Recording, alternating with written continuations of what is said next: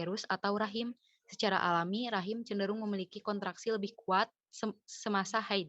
Kontraksi rahim ini dapat menimbulkan keluhan nyeri.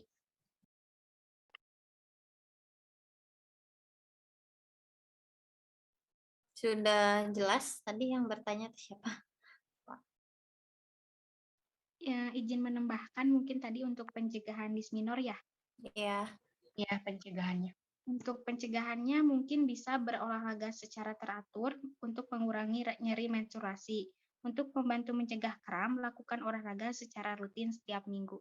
Intinya, untuk mengurangi pencegahan disminor, lakukan olahraga. Mungkin seperti itu, Bu. Baik, terima kasih. Ya, jadi yang mengalami dismenor itu juga karena adanya hormon ya. Prostaglandin juga ke hormon masuknya karena prostaglandin itu merupakan salah satu hormon yang bisa meningkatkan rasa nyeri dan kadar dari tiap masing-masing wanita saat menstruasi itu kadar prostaglandinnya itu beda-beda gitu. Jadi ada yang mengalami nyeri, ada yang tidak. Kadang itu juga dipengaruhi misalkan dari faktor stres, dari makanan, dari aktivitas olahraga, itu juga mempengaruhi produksi hormon prostaglandin. Jadi kalau stres atau kurang olahraga atau sering makan makanan junk food itu biasanya pengaruh ke hormon ya. Jadi kalau hormonnya tidak seimbang nanti akan timbullah yang namanya hormon prostaglandin atau rasa nyeri. Misalkan ketika head yang harinya ya bisa ditahan, ketika pada saat stres itu biasanya meningkat rasa nyerinya gitu. Terus kalau apa ya tadi terlupa. Kalau ada lagi hormon oksitosin ya. Nah, hormon oksitosin itu hormon yang bisa menangkal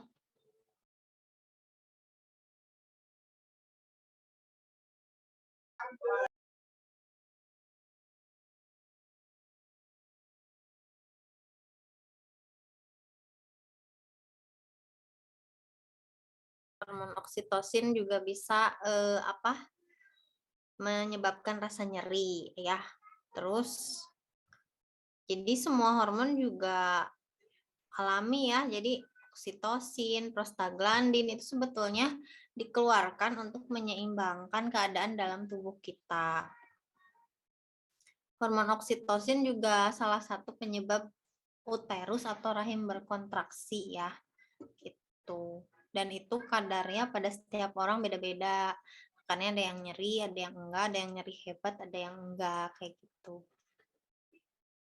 Begitu, ada lagi yang mau ditanyakan?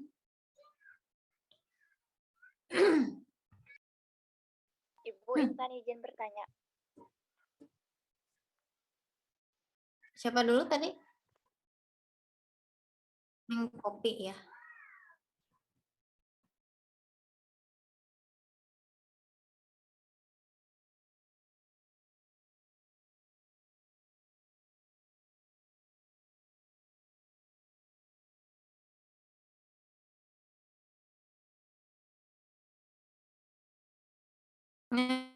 Untuk kelompok tadi yang presentasi aja ya pertanyaannya. Silahkan dicari apa tadi hormon untuk terapi hormon untuk kanker ya. Seperti apa? Satu lagi pertanyaan dari siapa tadi? Intan. Terakhir ya. Nah, ada yang mau ditanyakan Intan?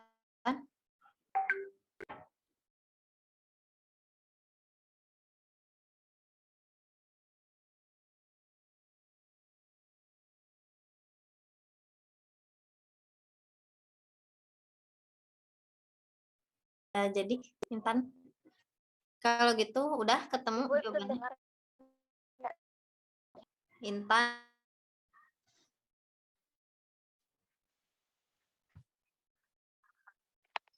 Ibu izin bertanya, kalau perempuan itu kan ada menstruasi ya.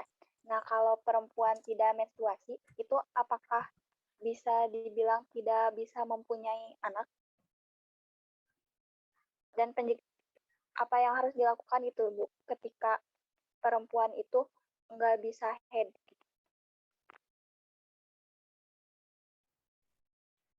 Ya, mau dijawab sama Ibu? Coba dijawab dulu sama kelompok yang tadi presentasi ya, nanti sama Ibu ditambahkan. Ibu, tadi ada yang bertanya tentang terapi kanker ya, seperti Ya, apa? tuh. Saya mau jawab. Terapi kanker itu diantaranya ada kemoterapi. Kemoterapi yaitu memanfaatkan obat-obatan untuk mengendalikan atau menghambat pertumbuhan sel kanker. Yang kedua ada terapi radiasi. Ketiga ada terapi tertarget. Selanjutnya ada imunoterapi. Terus ada terapi hormon, ada kemoterapi, ada terapi radiasi, dan terapi tertarget. Untuk penjelasan lebih lengkapnya bisa dilihat dari Google. Gitu. Makasih.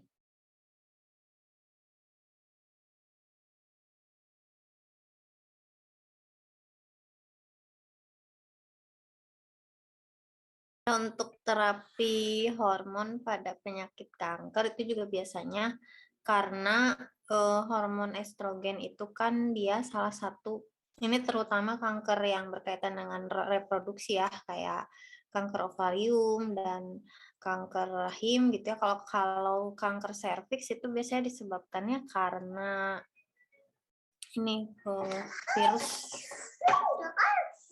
Kemudian kalau yang kanker kayak ovarium itu memang dia disebabkan adanya peningkatan hormon estrogen. Jadi harus kayak diseimbangkan lah oleh terapi hormon kayak gitu supaya jumlahnya tidak berlebih.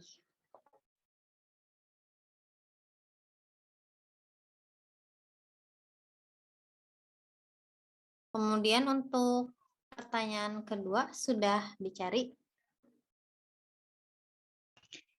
Izin menjawab mungkin ya Bu. Yang pertama mungkin karena faktor keturunan atau riwayat keluarga yang mengalami menstruasi terlambat menjadi penyebab paling umum terjadinya tidak haid mungkin. Atau bisa jadi karena masalah kromosom atau ovarium wanita menahan sel telur, masalah hormonal yang berasal dari hipotalamus atau kelenjar pituitari. Terus seseorang yang belum menstruasi bukan berarti ia tidak bisa hamil. Mungkin karena siklus perputaran haid tiap wanita berbeda. Mungkin belum haid aja mungkin Bu. Terima kasih. Mungkin itu jawaban dari kelompok kami. Jadi memang pada dasarnya semua yang memiliki rahim ya harusnya itu mengalami haid karena setiap bulannya si uterus atau rahim itu kan dia harus meluruh ya. Kemudian kalau misalkan seseorang tidak haid itu ya mungkin ada istilahnya telat. Jadi ada juga yang 20 tahun lebih itu dia baru mengalami haid, yang mungkin karena keterlambatan, biasanya tadi karena faktor keturunan atau memang ada ketidakseimbangan hormon atau kelenjar kelenjar yang mengatur hormonnya ya. Tuh, jadi ada gangguan di beberapa kelenjar, itu juga bisa menyebabkan gangguan atau keterlambatan dalam haid gitu. Jadi ada yang cepat, ada yang lambat, itu tuh berbeda-beda ya. Jadi kalau hormon itu memang nggak bisa diatur sama kita ya, kecuali dengan pengobatan. Jadi ada yang memang sebagian besar itu dari faktor keturunan. Biasanya kalau orang tuanya atau ibunya haid di usia 10 tahun ya berarti biasanya dia juga lebih awal gitu haidnya. Tapi kalau ibu atau neneknya agak usianya udah menginjak 20 tahun baru haid, yaitu berarti memang biasanya dianya juga sama gitu, tidak jauh berbeda gitu. Jadi kalau tidak haid ya memang itu memang mungkin terlambat saja gitu ya, keterlambatan gitu dari faktor hormon, karena uterus itu harusnya meluruh gitu ya.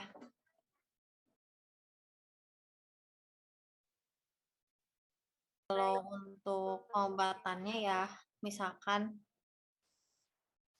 tidak kunjung haid ya, dia terpaksa harus dikonsultasikan ke dokter kandungan ya. Jadi untuk diperiksa kelengkapan ke ini itu kalau misalkan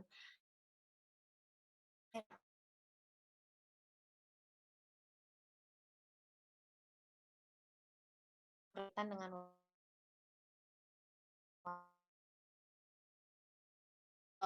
laki-laki itu kan hormonnya lebih sederhana ya, dan tidak mengalami menstruasi, tidak mengalami kehamilan. Jadi kalau laki-laki itu lebih sederhana, cuman kalau misalkan terapi hormon laki-laki itu biasanya digunakan ketika misalkan kanker prostat ya, kanker prostat.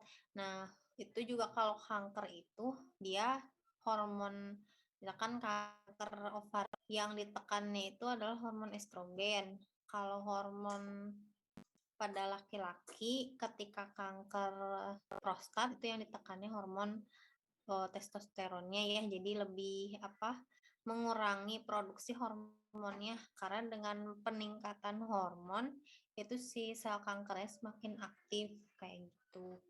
Untuk pengobatannya begitu juga dengan misalkan kanker payudara ya pada wanita. Nah, itu biasanya hormon estrogennya meningkat. Dan semakin meningkat hormon estrogennya, sel kankernya semakin aktif. Jadi caranya ya biasanya dikasih antagonis dari hormon estrogen. Ya, biasanya ada juga terapi. Jadi si wanitanya itu dikasih, wanita yang terkena kanker payudaranya itu dikasih hormon androgen yang dari pria untuk menetralisir hormon estrogen, mencegah aktifnya sel kanker kayak gitu. Kemudian apalagi ya, ada juga kalau pada laki-laki biasanya selain gangguan reproduksi ya, biasanya pada laki-laki juga gangguan, jadi ada yang istilahnya banyak yang konsultasi ke dokter itu yang sulit ini yang memiliki keturunan. Nah, itu bisa jadi dari ya atau bisa dari pihak wanita. Nah, biasanya itu juga dikasih terapi hormon ya untuk kalau yang 1 tahun lebih belum memiliki keturunan. Jadi untuk laki-laki dikasih obat, yang juga dikasih obat supaya nanti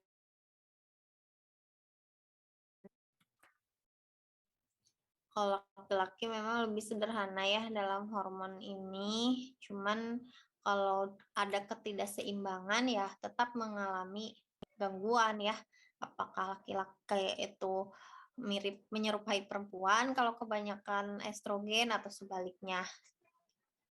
Jadi memang hormon laki-laki dan perempuan itu sudah ditakar seimbang mungkin sehingga tidak menimbulkan penyakit atau kelainan seperti itu.